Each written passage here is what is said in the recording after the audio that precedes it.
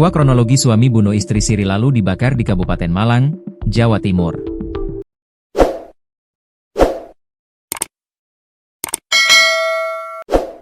Polisi mengungkap aksi pembunuhan Fadeli Amin, 54, pada istrinya, Ponimah, 54, di Desa Sumberejo, Kecamatan Gedangan, Kabupaten Malang, dalam press release yang digelar pada Senin, 27 Oktober 2025.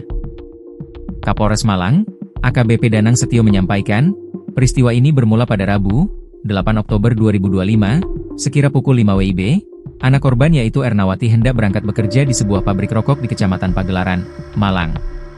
Saat itu, Ponimah sedang berada di rumah Desa Druju, Kecamatan Sumbermanjing Wetan, Kabupaten Malang, bersama dengan tersangka, Fadeli Amin, 54, dan cucunya yang masih berusia 3 tahun.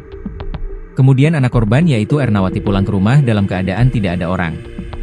Selang beberapa waktu, tersangka bersama cucunya pulang. Lalu, Ernawati menanyakan keberadaan Ponimah. Tersangka berujar kepada anak korban bahwa ada seorang tak dikenal datang ke rumah lalu menjemput ibunya. Dan mereka pergi entah kemana, kata AKBP Danang Setio. Selanjutnya, Ernawati melapor ke Polsek Sumbermanjing Wetan bahwa ibunya telah hilang.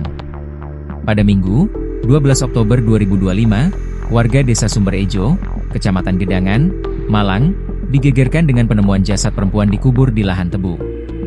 Kejadian ini kemudian dilaporkan ke Polsek setempat. Jenazah korban kemudian dievakuasi ke RSSA Kota Malang untuk diidentifikasi. Hasilnya, jasad yang ditemukan itu merupakan Ponimah. Selanjutnya, pada Senin, 13 Oktober 2025, polisi melakukan penyelidikan. Kemudian didapati informasi bahwa Fadeli Amin sedang dalam perjalanan menuju ke rumah orang tuanya yang ada di Desa Krebet, Kecamatan Bululawang, Kabupaten Malang. Pelaku beserta barang bukti kami amankan ke Polres Malang untuk dimintai keterangan, jelasnya.